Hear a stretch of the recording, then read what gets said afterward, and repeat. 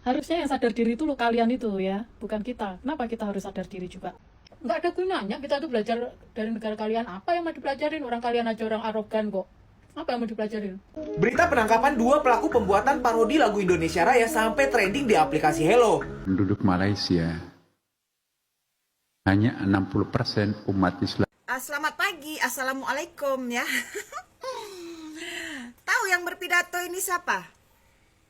Hah? Hah? Tak tahu? Aduh, kok pencacai, mana tahu ya.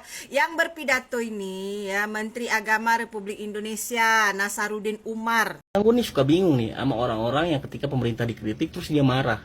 Pertanyaan gue, emang lu siapanya pemerintah?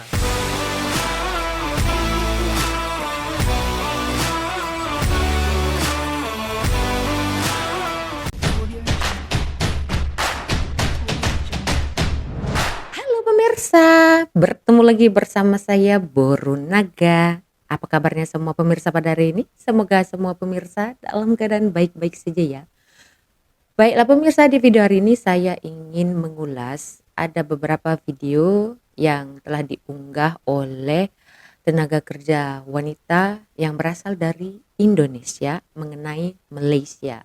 Ya, jadi beliau ini menanggapi beberapa komentar-komentar netizen yang ada di TikToknya lah.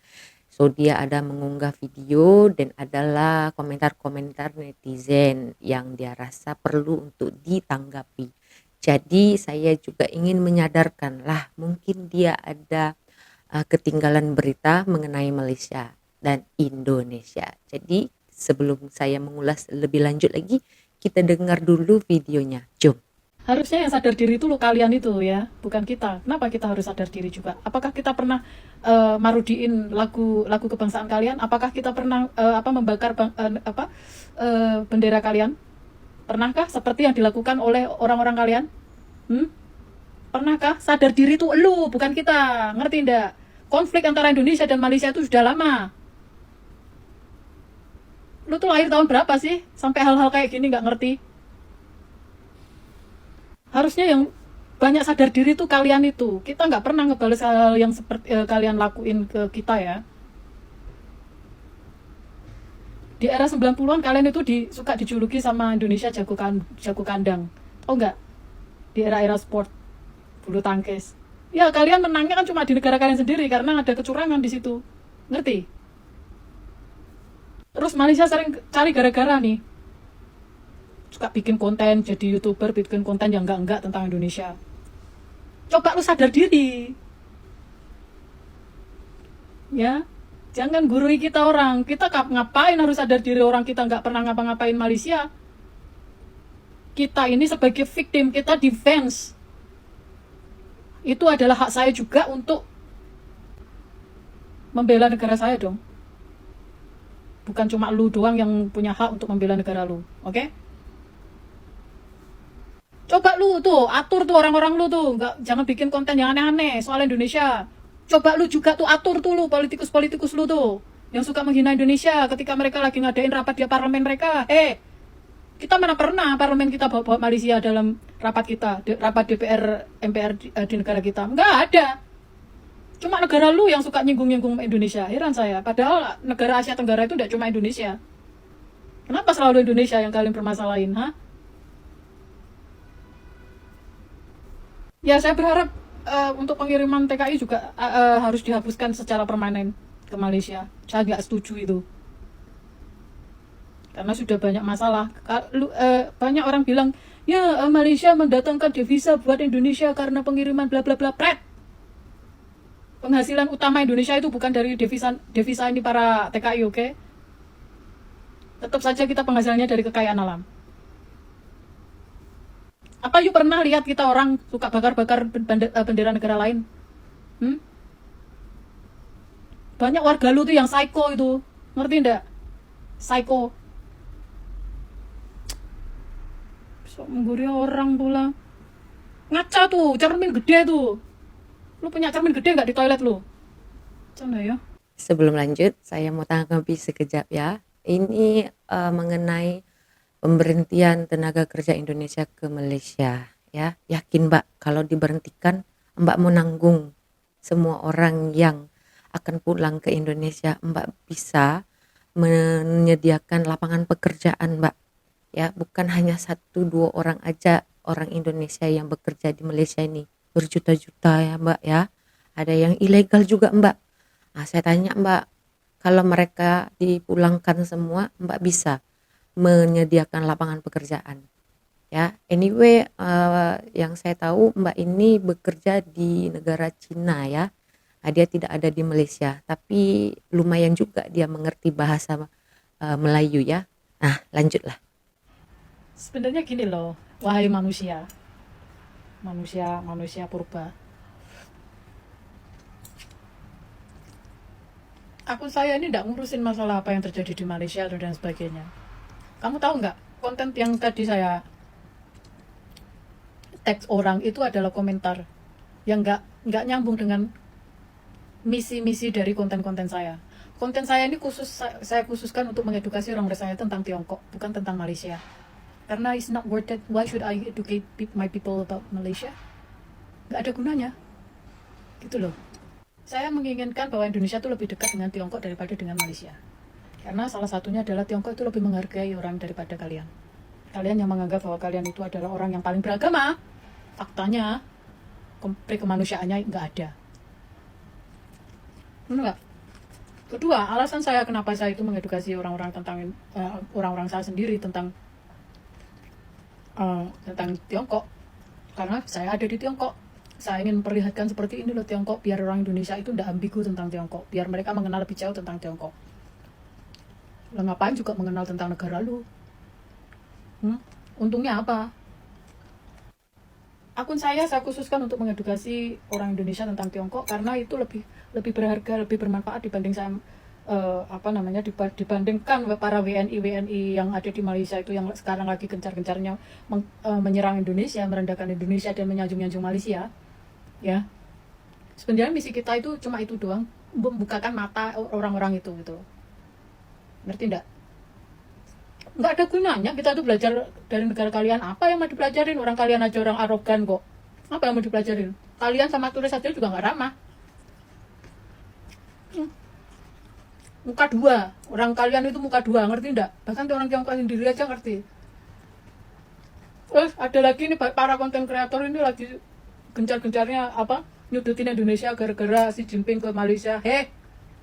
Kamu tahu nggak? Lu kalau masuk di WeChat channel tuh, mereka tuh lagi bahas apa coba? Bukannya bahas tentang kenapa kok Xi Jinping gak ke Indonesia, tapi malah bahas kenapa Tiongkok itu memilih destinasi pertama itu Vietnam dibanding Malaysia.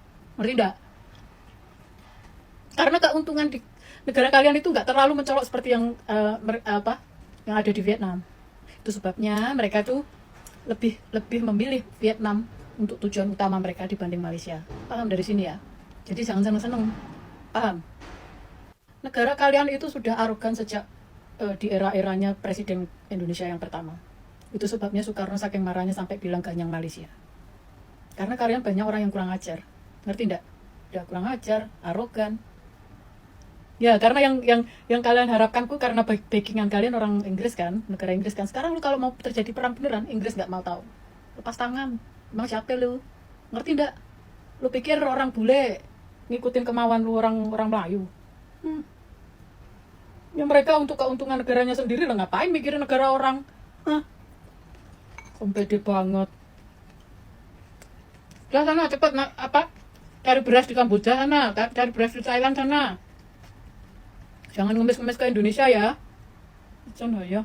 Kita itu sebenarnya nggak peduli dengan apa yang terjadi di berbagai masalah di negara lain, apalagi yang terjadi di Malaysia. Oke? Tapi kita nggak akan rela ketika ada WNI yang justru merendahkan negaranya demi negara lain, apalagi ini demi Malaysia. Sorry to say this ya. Kita akan fight back tuan. Oke? Setiap negara itu, bahkan negara maju sekalipun itu pasti punya masalah internal mereka. Negara lu tuh sering ya politikusnya sering masukin Indonesia untuk jadi bahan perdebatan ya.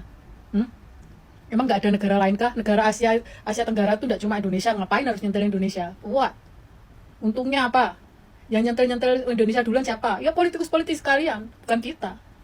Nggak penting banget gitu loh. Kita itu justru kalau lagi ada election dan sebagainya gitu, kita bawanya Tiongkok dong, ngapain bawa Malaysia, nggak ada gunanya. Kalau nggak Tiongkok ya at least Singapura untuk jadi bahan contoh.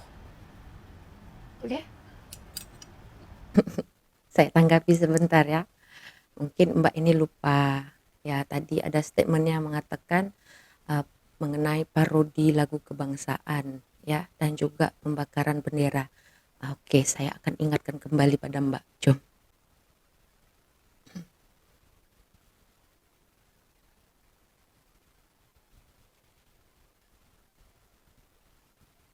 Mbak tahu nggak ini baju seragam ini baju apa? Ya, jadi oknum-oknum ini ya telah melakukan pembakaran dan memijak bendera Malaysia. Mbak lihat sendiri ya Mbak. Mungkin Mbak ketinggalan ya beritanya ya. Lihat Mbak bagaimana. Diterbalikkan, dibakar, ditulis, dicoreng, diconteng macam itu. Dan dikibarkan dengan terbalik. Mbak lupa ya. Karena Mbak bilang tadi kan tidak pernah kan. Ini Mbak, saya ingatkan kembali lah. Ya.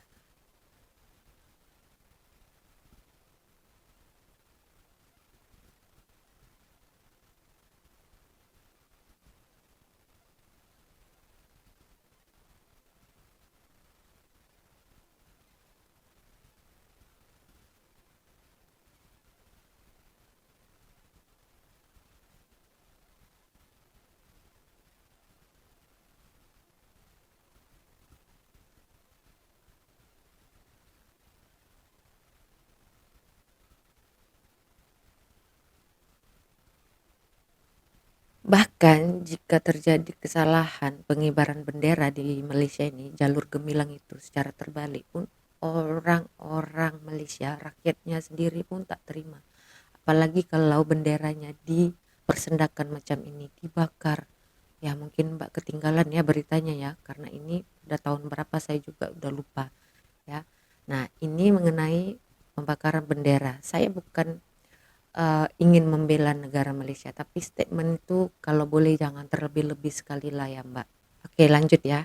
Suspek utama yang menyunting lirik lagu kebangsaan Indonesia seperti tular di media sosial dan bertujuan menghina negara itu disyaki dilakukan warga Republik berkenaan. Ketua Polis Negara Tan Sri Abdul Hamid Badur berkata video berkenaan bukan dibuat di Malaysia. Beliau berkata maklumat itu diperoleh hasil soal siasat terhadap seorang buruh warga Indonesia berusia lingkungan 40-an di Sabah yang juga salah seorang suspek kes itu. Suspek ditahan di Sabah pada Isnin lepas dan polis menemui petunjuk baru dalam penyiasatan kes berkenaan. Ujarnya polis sedang menyoal siasat untuk mendapatkan maklumat lanjut pengakuannya siapa yang menyunting video terbabit. Tan Sri Abdul Hamid berkata maklumat itu telah dikongsikan kepada pihak polis Republik Indonesia kerana kedua-dua pihak berkuasa mengambil serius tentang perbuatan berkenaan dan suspek utama akan diketahui dalam masa terdekat. Katanya ada pihak yang tidak bertanggungjawab dan bermotif jahat telah memperlekehkan lagu kebangsaan negara itu. Parodi itu menimbulkan kemarahan rakyat Indonesia dan beliau memberi jaminan tindakan drastik telah diambil oleh Jabatan Siasatan Jenayah. Ujarnya sebarang perbuatan atau tindakan yang mengaibkan kehormatan sesebuah negara itu adalah kesalahan yang amat berat. Terdahulu satu video dimuat naik di laman YouTube memaparkan lirik lagu Indonesia Raya disunting bagi tujuan menghina Indonesia. Mbak tahu nggak yang membuat parodi lagu kebangsaan Indonesia Raya itu adalah orang Indonesia sendiri Mbak. Ya yang berada di Sabah. Ya dia ikut mak bapaknya dan mak bapaknya adalah ilegal di negara Malaysia ini, di Sabah sana. Jadi handphone bapaknya dipakai oleh anaknya umur 12 tahun. Mereka saling menyerang ya dengan ada seorang anak-anak juga yang berada di Indonesia. Saling ejek begitu. Nah ini yang harus kita cermati ya. Di sosial media ini terkadang dia menggunakan bahasa Melayu, dia menggunakan bahasa Indonesia, tapi belum tentu mereka itu adalah orang Indonesia, orang Malaysia. Ya, ini kejadian waktu COVID dulu ya. Dan waktu saya membahas inilah ya beribu-ribu saya diserang oleh sebangsa saya sendiri hanya karena saya membuat video memperbetulkan dan menasehati agar tidak cepat ya mengambil tindakan dengan menghina, karena kalau apa-apa yang terjadi itu serahkan aja kepada pihak berwajib untuk melakukan siasatan. Dan setahu saya ya anak-anak itu sudah dihantar ke kampung ya, ke Indonesia begitu. Nah ini ada videonya lah. Kalian masih ingat lagu Indonesia Raya yang diparodikan di YouTube? Pelakunya sudah ditangkap dan yang mengejutkan, pelakunya adalah orang Indonesia dan yang paling mengejutkannya lagi, pelakunya itu masih di bawah umur. Berita penangkapan dua pelaku pembuatan parodi lagu Indonesia Raya sampai trending di aplikasi Hello. Pelaku pertama ditangkap di Malaysia yang berinisial NJ yang berusia 11 tahun. Bayangin 11 tahun dia bikin parodi kayak gini. Dan diketahui juga dia di situ bekerja sebagai seorang buruh tapi memang berkewarganegaraan Indonesia.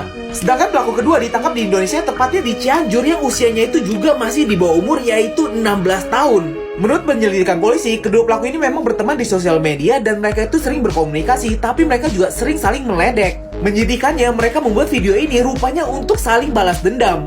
Jadi oleh pelaku yang berusia 16 tahun membuat video pertama dan mengupload atas nama yang berusia 11 tahun. Karena tidak terima, pelaku yang berusia 11 tahun juga mengupload video yang sama tapi sudah diedit di channel yang berbeda. Sekarang kedua pelaku sudah diamankan untuk... Nah, untuk ganyang Malaysia pula, kalau boleh ya Mbak, stop lah ya mengatakan atau membuka balik sentimen-sentimen macam itu. Saya mau tanya lah, apa yang didapatkan dari sentimen ganyang Malaysia itu? Padahal sekarang kita tengok rakyat Indonesia ramai yang bekerja di Malaysia ini. Sama ada ilegal, legal, yang belajar juga, yang menikah juga. Mungkin keuntungan pada mbaknya nggak ada. Tetapi coba mbak tanya kepada mereka yang bekerja di Malaysia. Apa keuntungan mereka bekerja di Malaysia ini? Salah satunya selalu saya dengar mereka boleh ya membangun rumah, menyekolahkan anak-anaknya, ya membuka bisnis, menghidupi atau ya membantu orang tuanya di kampung begitu. Bagi mbak mungkin tidak ada keuntungan. Ya, tapi bukan semua. Itu adalah nasib mbak. Boleh seberuntung itulah bekerja di sana begitu. Bukan semua orang mau bekerja jauh-jauh mbak. Ya, jadi kalau mbak lupa ingatan mungkin mbak bisa lah ya lebih dulu mencari fakta-fakta, data-data sebelum mengeluarkan sentimen-sentimen macam ini. Ya, sentimen ganyang Malaysia itu tolonglah stopkan lah. Tidak ada pun hasilnya apa-apa. Yang ada aku tengok di sini ganyang simen aja orang Indonesia. Betul tak? Oke lanjut ya. Karena tadi saya dengar Mbak ini bilang menteri di Indonesia itu nggak pernah petik nama Malaysia kalau lagi meeting, buat pers atau apa gimana ya. Oke, saya tunjukkan satu video dan juga nasihat sebagai teguran. Sejak awal bangsa ini kita tidak pernah memperkenalkan istilah formal yang namanya mayoritas, minoritas. Kita juga tidak mengenal agama yang paling istimewa, dominan di Republik ini. Seperti tetangga kita di Malaysia, ada namanya agama official. Jadi pemimpin agama di Malaysia itu ada officialnya, yaitu agama Islam. Padahal 40 juta penduduk Malaysia, hanya 60% umat Islamnya, tapi agama Islam di sana menjadi agama official, agama pemimpin. Jadi pemimpin keagamaan itu adalah Islam. Di Indonesia walaupun ya pernah hampir atau memang kurang lebih 84%, tapi Islam tidak mendapatkan nomenklatur istimewa dalam perundang-undangan kita. Dan semuanya berada di bawah ketuhanan yang Maha Esa. Selamat pagi, assalamualaikum ya.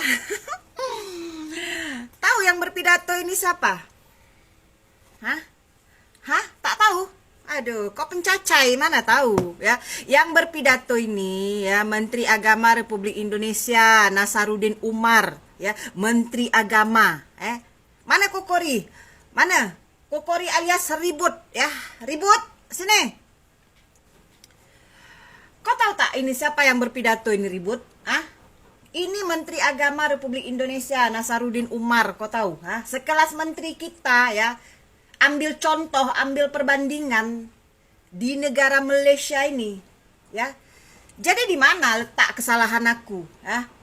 Apabila aku ambil contoh-contoh yang baik di dalam negara Malaysia ini, sekelas menteri kita, ya, menteri agama, ya, ambil perbandingan. Kau sibuk membandingkan dengan Tiongkok, suruh ke Tiongkok, kuliah ke Tiongkok, kerja ke Tiongkok. Ya, kau sangat marah apabila orang bandingkan dengan negara Malaysia. Pergilah kau marah Menteri Agama tuh, ya. Pergi, kau marah Menteri Agama tuh. Saya juga terkadang nggak habis pikir ya, orang kalau memberikan contoh ya mengenai negara lain itu dibilang memburukkan, membandingkan. Orang suruh ambil contoh lagi. Ada juga orang yang nggak puas hati kalau ada orang warga negara Indonesia mengkritik sistem di sana. Nah mungkin yang nggak terima itu kalau ada macam konten kreator, influencer macam itu, tiktoker itu ya mengkritik sistem atau bersuara, menyampaikan suaranya karena tidak puas hati dengan kinerja di sana. Mungkin kalian harus dengar ini, yuk. Gue nih suka bingung nih sama orang-orang yang ketika pemerintah dikritik terus dia marah. Pertanyaan gua, emang lu siapanya pemerintah? Anaknya bukan, keluarganya bukan, atau pemerintah itu bapak lu juga bukan. Fine lah kalau mereka itu ada di keluarga lu, menjabat sebagai pemerintah. Ya, yang bukan, lu ngapain? Gua kasih tahu nih ya, pemerintah itu nggak ada jasanya buat lu. Mereka itu lu bayar, ya. Lu hidup susah tapi mereka hidup mewah dari duit-duit pajak lu. Gua kasih contoh pertama, lu sekolah dari SD sampai SMA bahkan kuliah, 400 juta uang yang lu keluarkan. Ketika lu lulus, lu hanya mengharapkan gaji UMR 5 juta, terlalu habis beratus-ratusan juta untuk di sekolah, ya. Dan apa pemerintah ikut berperan nyariin lu kerjaan? Enggak, lu nyari kerja sendiri, lu ngasong-ngasongin ijazah ke perusahaan sendiri. Tapi ketika lu terima di sebuah perusahaan dan lu dapat gaji dari hasil keringet lu, sebelum tuh duit masuk rekening lu dan lu pakai, itu udah dipotong pajak duluan sama pemerintah. Lu bayangin, mau beli motornya belum lu naikin, lu baru transaksi udah kena pajak. Pajaknya kemana? Ke pemerintah. Setelah lu punya motor, ya, lu juga harus bayar pajak tahunan ke pemerintah. Lu belanja ke Alfamart, ke Indomaret, beli ciki atau minuman, itu minuman belum lu minum udah kena pajak di kasir. Apa yang lu banggain? Lu beli listrik sendiri pakai duit lu beli beras sendiri pakai duit lu. Terus satu lagi, lu bangun rumah sendiri, baru mau bangun dikenain pajak. Rumahnya udah jadi kena pajak tanahnya kena juga tahunan. Apa yang harus lu bela dari pemerintah, sedangkan dia hidup dari duit lu semua? Kapan lu mau sadar hasil bumi kita nih berlimpah. Arab Saudi aja yang cuma ngandelin minyak nih, Arab Saudi gak gini-gini banget rakyatnya, ngarepin bansos tiap hari. Bahkan ada sekeliling tangga gua nih yang cuma nungguin bansos tiap bulan. Bansos cuma 600.000 rupiah, nyampe mana? Ketimbang hidup lu 5 tahun ke depan, nyampe mana? Di undang-undang jelas, ya. Di undang-undang sumber daya alam kita itu untuk masyarakat Indonesia. Tapi kenyataannya emas, batu bara, nikel, timah, bahkan yang terakhir pasir dikemanain, dijual ke negara orang lain. Hasilnya mana? Nggak ada buat kita, nggak ada. Apalagi yang harus lu banggain? Gua nggak ngajarin lu benci pemerintah, enggak. Cuman berpikir rasional aja cukup. Kalau lu mau egois, mau nyelamatin diri lu sendiri, ya, nggak mau peduli dengan kehidupan orang lain gitu ya. Ya udah lu diem aja, nggak usah ngomong politik, nggak usah membela pemerintah. Lu selamatin aja keluarga lu tabung duit banyak buat keturunan lu. Nggak usah segala ada orang yang kritik pemerintah terus lu marah, nggak nyambung anjing otak lu, bener. Sampai sini paham ya Mbak? Ya mungkin Mbaknya baru ya mengetahui tentang kejadian-kejadian para netizen ini. Kalau saya mau bagi tahu lah ya Mbak, TikTok dengan YouTube ini lagi lama Mbak. Nah Mbak coba cari dulu di YouTube channel banyak sekali konten-konten, channel-channel hoax yang memburukkan Malaysia. Coba saya minta satu Mbak, coba tunjukkan ya konten kreator daripada Malaysia yang memburukkan negara kita. Konten kreator ya Mbak, begitu. Kalau saling serang menyerang ini sudah biasa di sosial media Mbak, tapi tak perlulah mengeluarkan kembali sentimen-sentimen yang membuat propaganda, minta maaf lah ya. Dan untuk nasihat juga, selagi mereka memegang kewarganegaraan Indonesia, di manapun mereka berada, mereka berhak untuk bersuara. Coba bedakan kritik dengan menghina, begitu. Ini video yang terakhir ini nasihat. Kalau tidak paham juga aku nggak tahulah ya, begitu. Oke, fine, hidup kau aman, tercukupi, terpenuhi. Kau tidak mau tahu ya masalah orang lain, jangan egois lah. Karena hidupmu ya berkecukupan, lalu dirimu ya Anda menyuruh orang lain untuk diam, jangan bersuara. Itu hak mereka.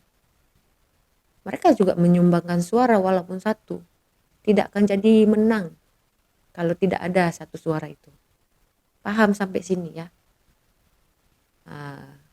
Jadi kalau ingin menghina mana-mana negara, at least cari tahu dulu lah. Kalau bagi Anda ya Mbak, tidak ada menguntungkan negara Malaysia ini. Kenapa? Indonesia dan Malaysia ya menjalani atau menjalankan diplomatik begitu. Karena saling bekerja sama, negara ini negara yang bertetangga. Saling memerlukan begitu.